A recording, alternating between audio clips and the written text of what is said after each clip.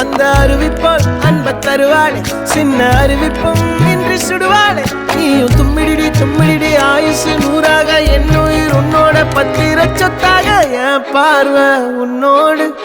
உன் பொம்மை கண்ணோடு பேசாமல் விண்ணோடு நாம் மிதந்து போவோம் காதாரா அடியானாலும் நான் தாங்க மாறோடு